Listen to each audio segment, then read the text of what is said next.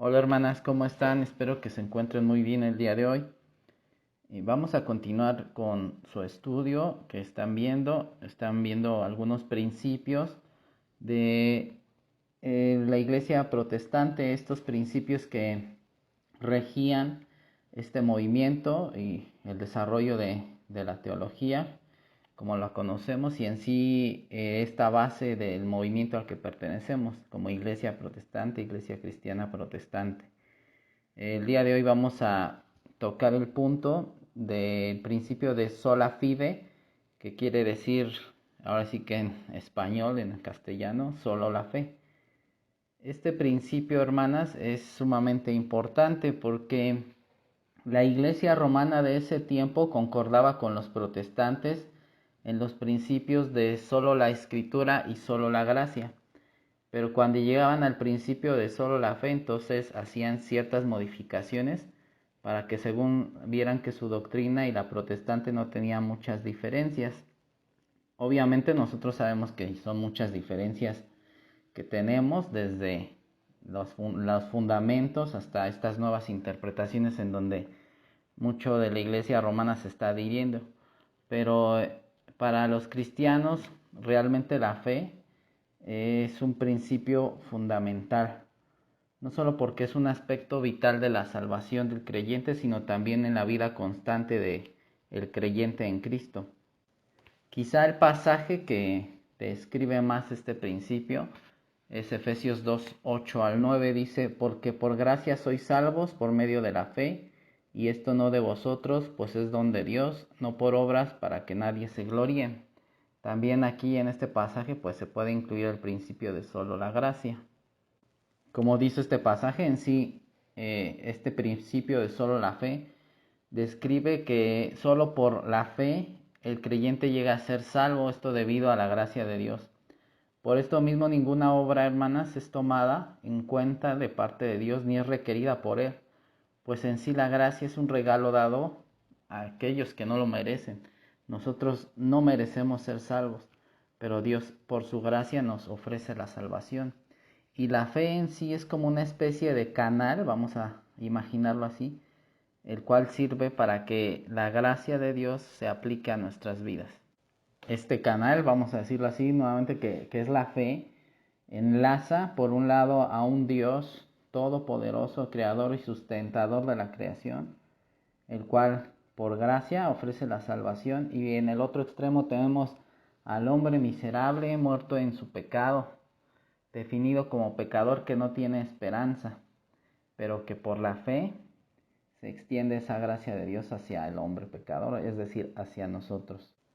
Ahora bien, esta manipulación que hacía la iglesia romana es que decían que las obras en sí eran parte de esa gracia de Dios y que aunque uno se salvara por obras que hiciera, pues esto incluía la gracia de Dios.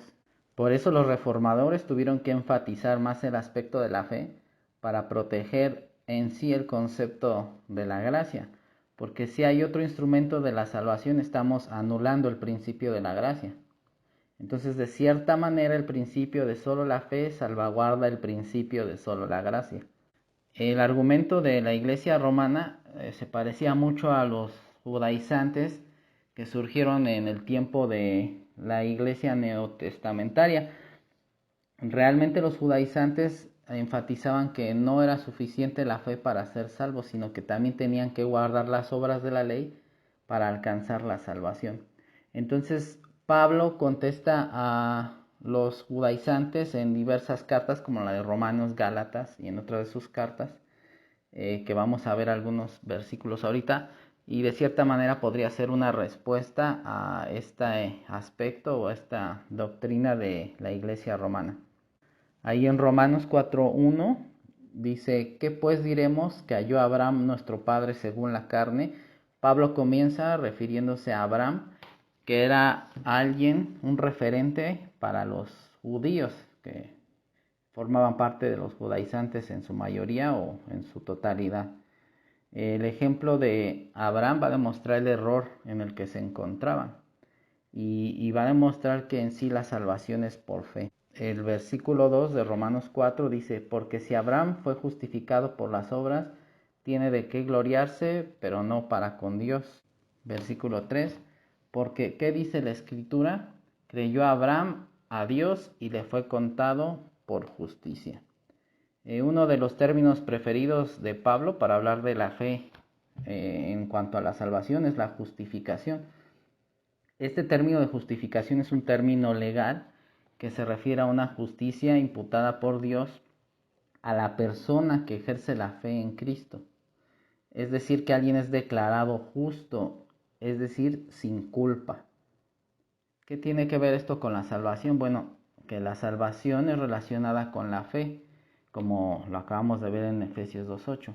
De hecho, el término salvación se refiere a ser librado o protegido de algo, de una condena, y en este caso, como dice la Biblia, de la ira de Dios que viene sobre todo pecado y toda persona que permanece en pecado.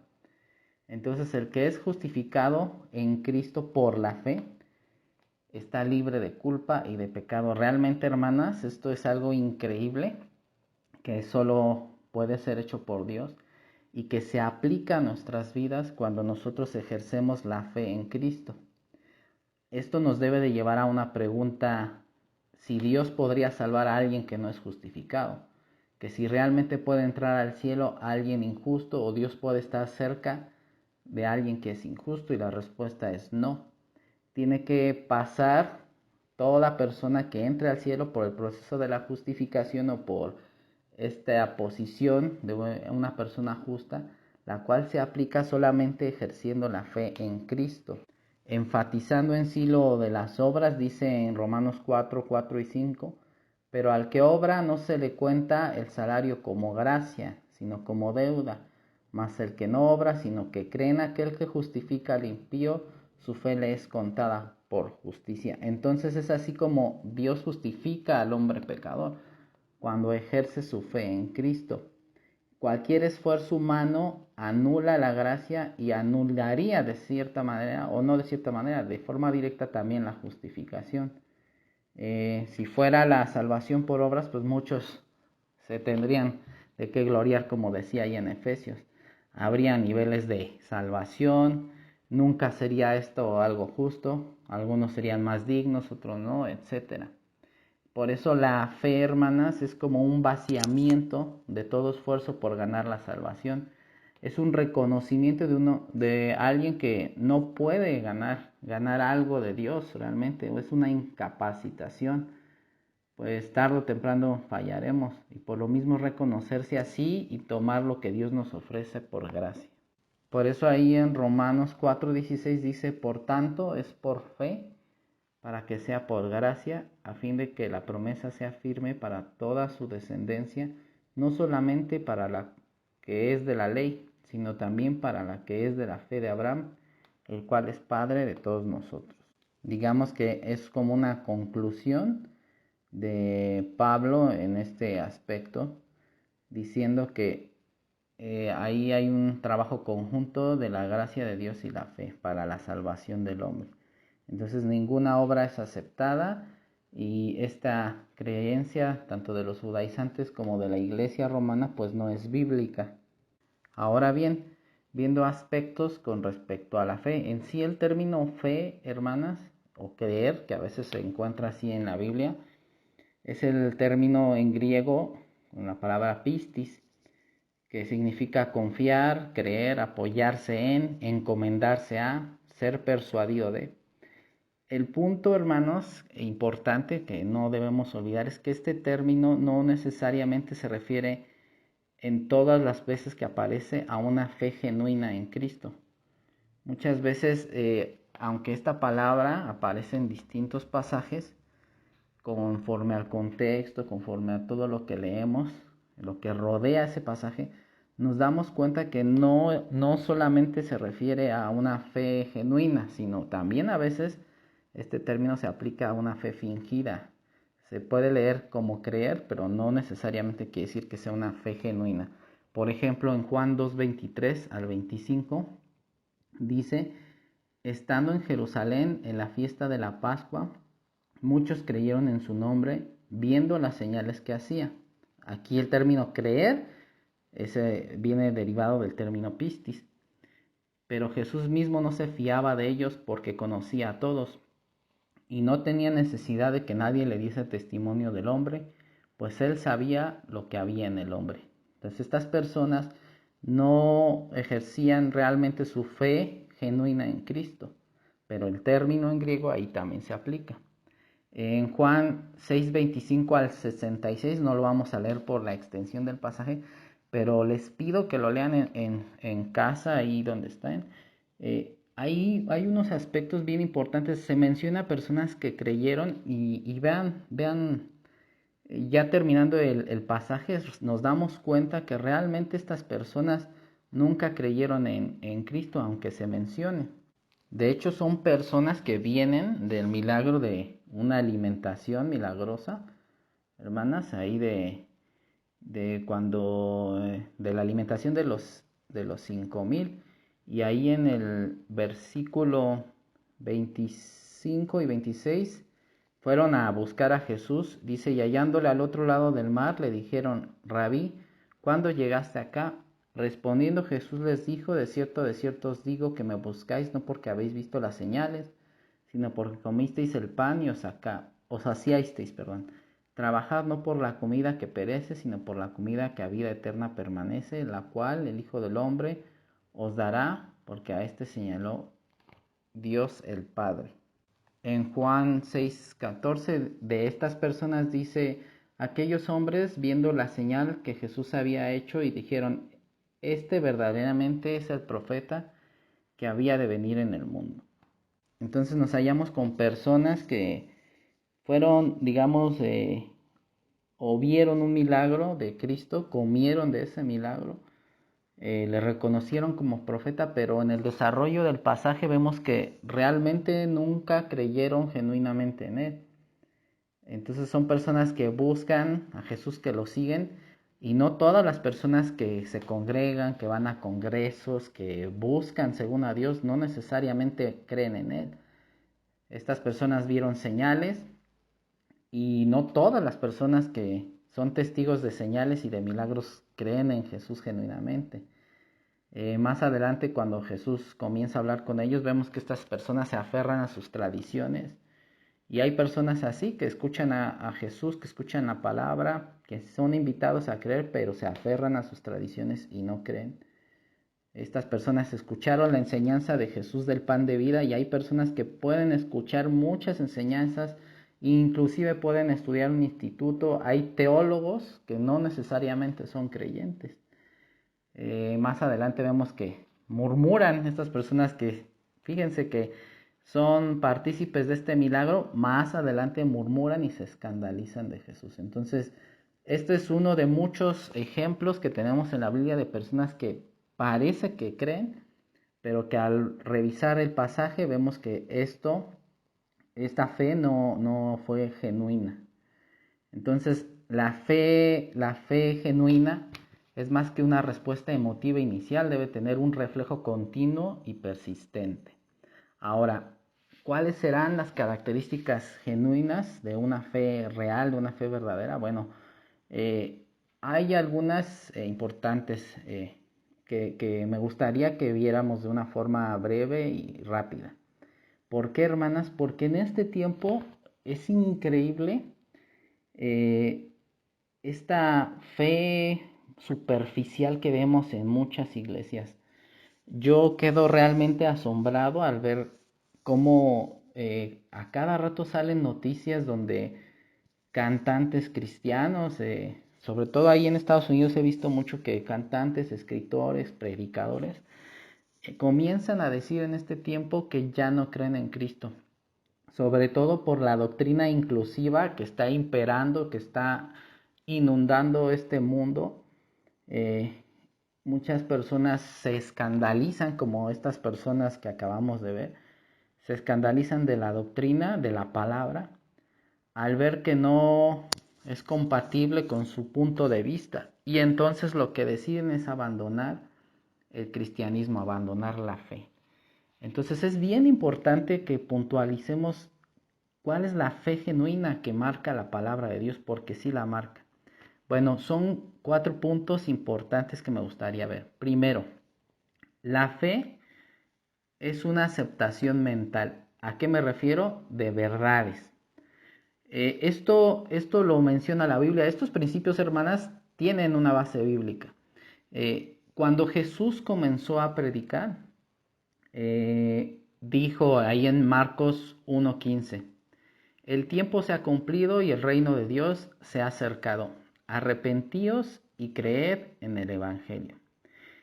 Aquí se enfatiza el arrepentimiento y la fe como aspectos fundamentales de la salvación del ser humano. Y aunque hay muchos pasajes en donde no se enfatice la palabra arrepentirse, esto es imprescindible, hermanos. A veces va implícito en estos pasajes. Y esto tiene que ver con este punto que decimos, que la fe genuina tiene que ver con una aceptación mental de ciertas verdades, de las verdades del Evangelio, de las verdades de Dios. La palabra arrepentirse muchas veces creemos que es un pesar por haber fallado, que se refiere a un llorar, a un sentir feo, a un dolor por haber pecado. Y aunque pueden darse estos aspectos, no es lo fundamental de la palabra arrepentirse. La palabra arrepentimiento quiere decir un cambio de mentalidad. Que por lo mismo, cuando la mente de alguien cambia, cambia el rumbo. ¿Por qué? Porque realmente nosotros hacemos cosas por las cosas que hay en nuestra mente. Estas ideas que tenemos muchas veces desde cuna definen nuestro estilo de vida. Pero arrepentirse es que cuando venimos a Cristo es dejar de lado todas estas ideas que nos gobiernan y aceptar la verdad del Evangelio en nuestra mente y en nuestro corazón. Es decir interiormente, cuando somos expuestos al Evangelio, sí, Señor, tú tienes la razón, tú tienes la verdad. Por eso el hombre arrepentido se reconoce primeramente como pecador. Al ser expuesto al Evangelio, dice, sí, yo soy ese pecador por el que Cristo murió.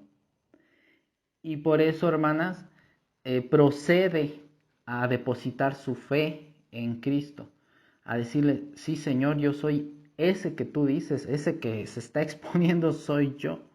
Y es cuando realmente venimos a Cristo y le entregamos nuestra vida. Este paso, hermanas, es fundamental. Más adelante, este creyente que se ha arrepentido en un inicio y que ha depositado su fe en Cristo, pues seguirá siendo transformado por esa recepción de verdades en la palabra. Cuando después de ser convertido, bueno, viene un discipulado que es fundamental también. Entonces es cuando uno va creciendo y va siendo transformado por el poder de la palabra y del Espíritu Santo. Por eso, hermanos, enfatizamos que la fe genuina incluye esta aceptación de verdades que nos llevan al arrepentimiento en un inicio cuando somos expuestos al Evangelio, pero continuamente cuando seguimos siendo discipulados y seguimos diciéndole a Dios, sí es cierto, Señor, tú tienes la verdad, porque nuestra mente no cambia por completo, vamos a decirlo así. Sí hay un cambio radical cuando somos expuestos al Evangelio, pero hay cosas que tenemos que seguirles entregando a Dios. Hay cosas que siguen gobernando nuestra manera de ser. No estamos diciendo que normalmente la palabra se va a aceptar de forma sencilla. De hecho, muchas veces las ideas y enseñanzas de la palabra, pues van a contraponerse en todas estas ideas y enseñanzas que, como decimos, traemos desde cuna y a veces las tenemos tan enterradas desde cuna y desde todo nuestro aspecto social. Y también, hermanas, nuestra carne se defiende más el bombardeo de supuestas verdades que vemos en el mundo, sobre todo en este tiempo donde una de esas verdades disfrazadas que enseña el mundo es el posmodernismo, donde dicen que cada quien tiene su verdad. Y así, hermanos, digamos que el concepto de verdad está siendo diluido. Pero el creyente genuino le dice a Cristo, sí, Señor, tú tienes la verdad. Porque en la cruz, hermanas, en el Evangelio, cuando recibimos a Cristo como nuestro Salvador, también lo recibimos como nuestro Señor. Esto es fundamental. Y hermanas, hay personas que dicen tener fe, sin embargo, nunca aceptan las verdades de la palabra o aceptan las que les convienen. De manera que su fe y su cristianismo es como una mezcla de verdades del mundo con doctrinas cristianas, y por lo mismo el resultado es un comportamiento extraño. Realmente muy dentro de estas personas no le dan la razón a Dios, y Dios en sí no es su Señor. Otro aspecto importante y fundamental es que la fe es un compromiso volitivo, es decir, es una decisión. Aunque sin duda, hermanos, hermanas, de Dios es la salvación y Él pone todos los medios para que seamos salvos, primeramente la vida de Cristo, su obra, su muerte, su resurrección. También pone esta palabra, el Evangelio, quien predica, la acción del Espíritu Santo que nos convence de pecado. Aún así, hermanas, Él ha ordenado soberanamente que el hombre tiene que responder libremente al Evangelio, a lo que Él nos ofrece, a su gracia, como ya lo hablamos. La Biblia, hermanas, no sustenta una salvación colectiva, es decir, que si creyó nuestro abuelo, no nuestro tatarabuelo, bueno, vamos a ser salvos. Nunca lo enfatiza ni lo da por hecho. De hecho, Pablo, ahí hablando ahí en la carta de Romanos, dice en Romanos 4:24, sino también con respecto a nosotros, a quienes ha de ser contada, está hablando de esta fe que justifica. Esto es a los que creemos en el que levantó de los muertos a Jesús, Señor nuestro. Es decir, que ese ejercicio de esa fe que justifica tiene que ser personal. No existía una fe colectiva. De hecho, los judíos y los judaizantes se amparaban mucho en que ellos procedían de Abraham para sentirse salvos. Por eso también en el versículo 12 dice, y padre de la circuncisión, está hablando de Abraham, para los que no solamente son de la circuncisión, sino que también siguen las pisadas de la fe que tuvo nuestro padre Abraham antes de ser circuncidado. No se trata de una cuestión de herencia, de una salvación heredada, sino de un ejercicio de fe personal. Es así que el hombre puede ser salvo. Y así, hermanas, se deben de interpretar pasajes como Hechos 16:31, en el cual Pablo le predica al carcelero de Filipos y le dice, cree y serás salvo tú y toda tu casa. En el versículo 32 claramente vemos que Pablo le predicó a su familia, pero el ejercicio de la fe y la salvación, hermanas, es personal, debe de ser una decisión personal. De la misma manera, en este tiempo debemos de entender que la salvación, hermanas, no es de una forma colectiva, sino que debe ser una decisión personal. Por eso cuando si invitamos a alguien a un desayuno evangelístico y el hermano que está predicando, la hermana hace un llamado, pues no tenemos que darle un pellizcón o un codazo para que la persona invitada se pare, ¿no? No, hermanas, tiene que ser de una forma personal, una fe genuina. También debemos de quitarnos la idea de que somos cristianos nada más porque nuestros padres son cristianos. No, el término cristiano debe ser mencionado por uno de forma personal. Debemos de enseñarle también eso a nuestros hijos, que cuando ellos digan que son cristianos, realmente lo digan porque entienden lo que es ser un cristiano. A veces hay cuestionarios o trámites donde ya piden la religión y a veces pues contestamos cristiano porque ahora sí que por herencia no. Esto debe ser algo personal. También entonces podemos ver que puede haber personas que por un lado puedan venir a una iglesia, asistir a eventos cristianos, incluso, hermanas, repetir pasajes, textos desde la infantil, sobre todo a aquellos que vienen de cuna cristiana, pero nunca haber ejercido una fe voluntaria, una fe personal en Cristo, sino que su creencia es más por una presión familiar o por otros motivos más que por una decisión propia. Pero también puede haber muchos hermanas que reciban a Cristo no necesariamente en un evento evangelístico, quizá al ser expuestos en un desayuno evangelístico o a la palabra de Dios en cualquier culto, les da pena. Hay personas que sí, eso es su motivo, les da pena pasar, pero en casa pueden hacer esa oración de forma personal y ser salvos. También pueden haber casos. Pero eso sí, la fe La fe debe de ser personal. Ahora hay muchos que tienen el conflicto. ¿Por qué entonces Efesios 2:8 dice que por gracia sois salvos? Esto por medio de la fe.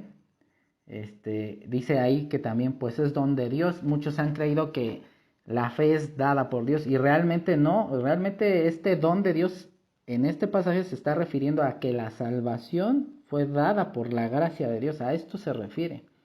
Eh, Toda persona tiene que ejercer libremente si decide creer o no. Dios no fuerza a nadie. Sí pone, como hemos visto, los medios, pero la salvación y la fe debe de ser de una forma personal. El tercer punto es que la fe debe de ser un estilo de vida. La fe genuina reflejará un estilo de vida. Entonces hay pasajes que donde la fe se está refiriendo a la doctrina. Por ejemplo, Judas 1:3 dice: amados, por la gran solicitud que tenía de escribiros acerca de nuestra común salvación, me ha sido necesario escribiros exhortándoos que contendáis ardientemente por la fe que ha sido una vez dada a los santos. Esta fe se refiere a este cuerpo de verdades que fue dada a la iglesia por los escritos, por las predicaciones y principalmente por lo que Cristo reveló, enseñó, etc. También en Hechos 6:7 dice: y crecía la palabra del Señor y el número de los discípulos se multiplicaba grandemente en Jerusalén. También muchos de los sacerdotes obedecían a la fe. Ahí se está refiriendo también la doctrina. Y es que, hermanas, la fe se refiere a esta doctrina que debe de ser no solo enseñada y escuchada, sino también obedecida. Tener fe significa obedecer. Por eso vemos una relación, sobre todo ahí en el Nuevo Testamento, donde las personas que creían casi luego eran bautizadas porque entendían que esto era un mandato de Dios y en ejercicio de esa fe se bautizaban. Y en este tiempo debemos de entender que la fe en Jesús no solamente se refiere a un creer por ciertos aspectos positivos y emotivos. Creer, tener fe genuina en Jesús se refiere a obedecerle. Va relacionado con lo que mencionamos de reconocerlo como Señor.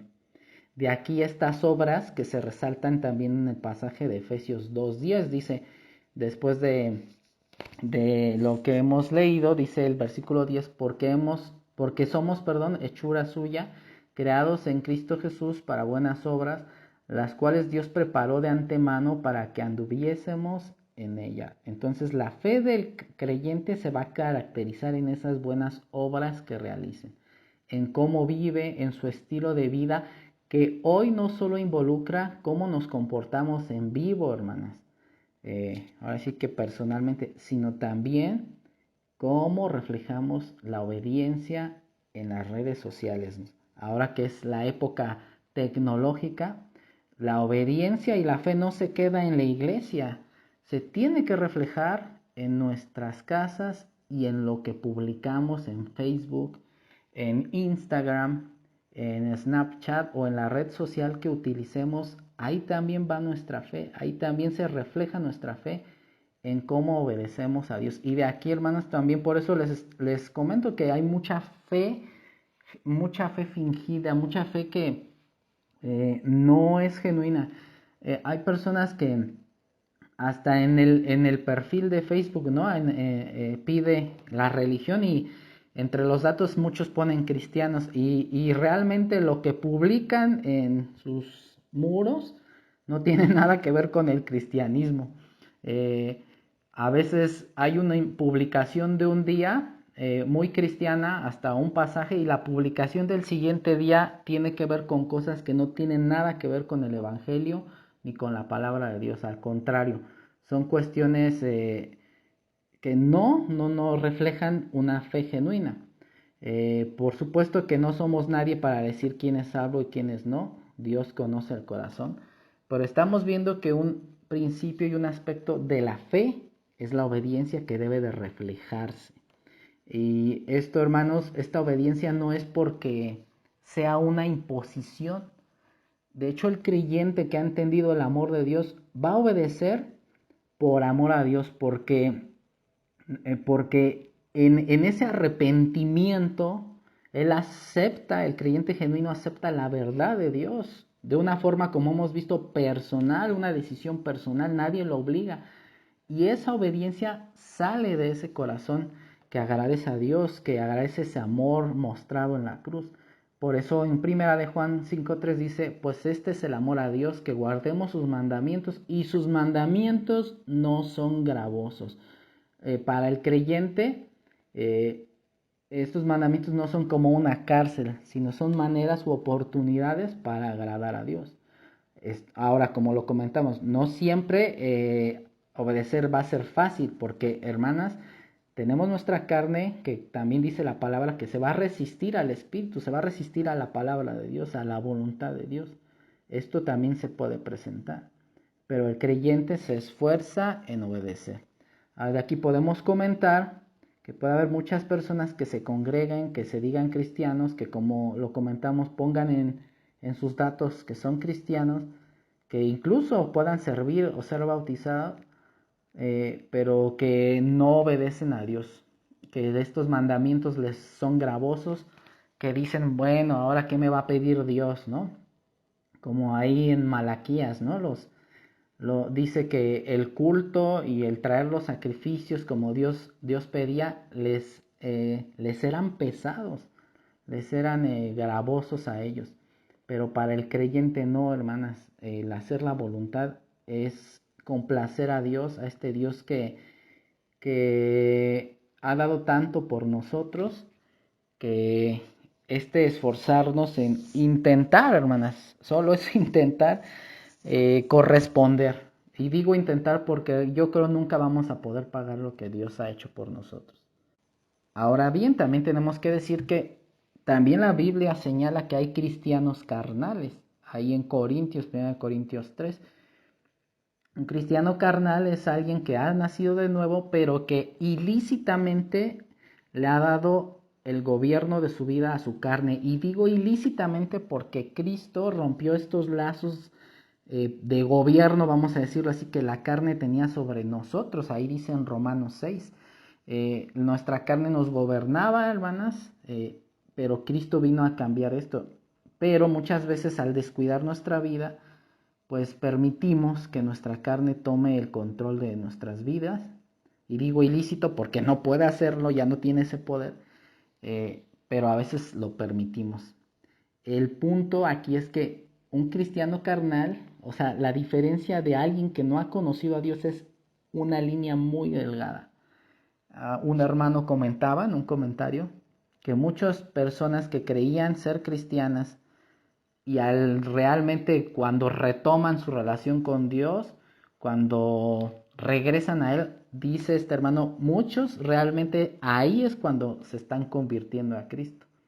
Ellos piensan que están regresando a Dios, pero no, nunca fueron creyentes, y cuando, según retoman su comunión, su vida con Dios, se están convirtiendo realmente ahí.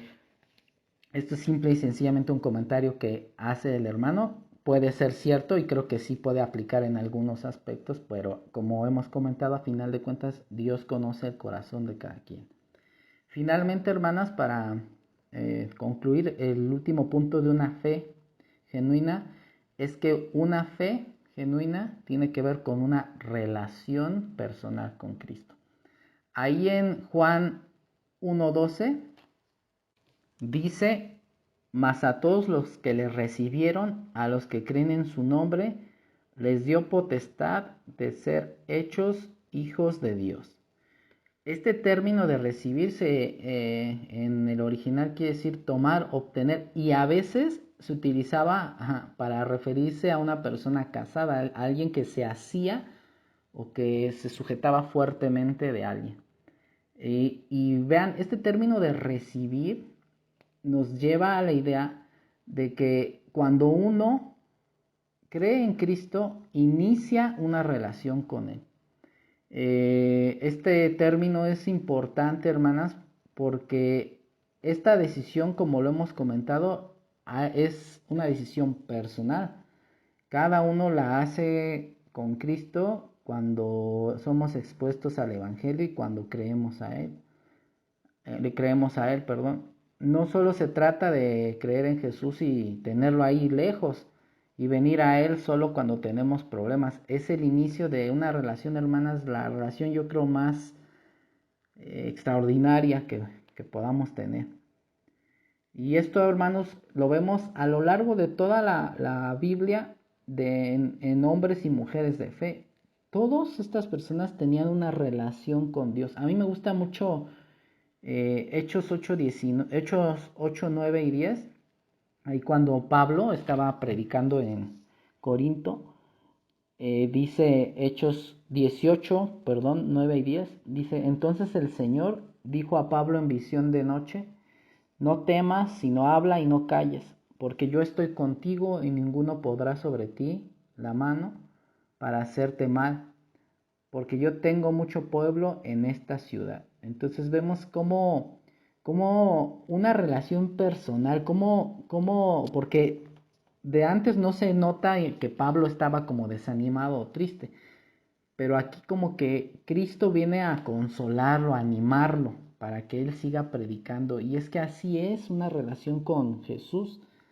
Él nos sigue animando por medio de su palabra cuando vamos a la iglesia. Muchas veces quien está predicando hasta decimos, bueno, ¿quién le dijo, no? Es Cristo que nos está animando. Pero Cristo no solamente está en las predicaciones de la iglesia, también está en nuestras vidas cuando nosotros abrimos su palabra, la estudiamos, cuando nos ponemos un momento a platicar con Él. Vemos esta relación que es personal, que es viva con Él. Esta relación en el creyente, en quien tuvo fe genuina y quien la sigue teniendo, no es algo forzado, es algo que nace del corazón, agradecido, impactado y sobrecogido por el amor de Cristo en la cruz. Y esta relación es algo que, como les comento, vemos en toda la Biblia, ¿no? Desde el Génesis del hombre, el hombre con Dios, Adán con Dios en el Edén, de Moisés cuando hablaba cara a cara. Lo vemos en esta relación reflejada en ciertas ofrendas del tabernáculo como la ofrenda de paz. Lo vemos en muchos hombres y mujeres de Dios como Daniel, Ezequiel, etcétera, etcétera, etcétera. En esta relación, por eso en la palabra vemos como Dios pide que se le busque, pero también vemos a personas anhelando buscar a Dios. Dice el Salmo 27:4, una cosa he demandado a Jehová, esta buscaré, que esté yo en la casa de Jehová todos los días de mi vida, para contemplar la hermosura de Jehová y para inquirir en su templo. Vean el anhelo del salmista de estar en la presencia de Dios buscándole, y también Dios pide que le busquemos, dice Amós 5:4, pero así dice Jehová a la casa de Israel, buscadme y viviréis. Entonces vemos esta relación, ¿no? Dios diciendo búscame y el hombre anhelando estar con Dios. Es por eso, hermanos, que es increíble que hay personas que dicen haber creído en Dios, pero no tienen ningún tipo de relación con Él. No le hablan, no saben nada de Él por sí mismo, no tienen esa emoción de oír su palabra, esa emoción de pasar un momento con Él en oración, esa emoción de estar en las cosas de Dios. Y esto puede ser explicado por dos maneras. Si es un creyente, un ídolo ocupa el lugar de Dios. Es decir, algo hemos antepuesto delante de Él de manera que roba nuestras emociones, nuestras ganas, nuestro tiempo para no buscarle. O dos, realmente esta persona no ha nacido de nuevo porque no ha entendido lo que Cristo ha hecho por él en la cruz y no ha iniciado esta relación. Imagínense, hermanas, dice Hebreos, ¿no? Que el velo fue abierto y que todos los creyentes podemos ir a la misma presencia de Dios. Pero imagínense alguien que ha creído que realmente no, o sea, está el velo abierto, pero no aprovecha, vamos a decirlo así. Entonces, hermanas, estos son 4 puntos importantes de la fe que quería resaltarles por el aspecto, como les comenté, de esta fe que en este tiempo muchos se están alejando del Evangelio, de la verdad. Recordemos, la fe genuina tiene que ver con una aceptación de verdades en nuestra mente, de la palabra. Y aquí va de la mano el arrepentimiento. La fe genuina tiene que ver con una decisión. Nadie nos obliga a creer. Tiene que haber una decisión personal que salga de uno para creer genuinamente en Cristo. La fe tiene que ver con un estilo de vida. Nuestro estilo de vida, lo que reflejamos en cómo nos comportamos y ahorita en las redes sociales, refleja nuestra fe. Si nuestra fe es viva o está muerta, como decía Santiago. Y también la fe tiene que ver con una relación personal con Cristo, al darle la bienvenida a nuestro corazón. Entonces, hermanas, esta es la enseñanza de hoy. Espero que podamos aplicar todo esto. Y un saludo, hermanas. Espero que se encuentren muy bien. Que Dios les bendiga mucho. Cuídense. Nos vemos.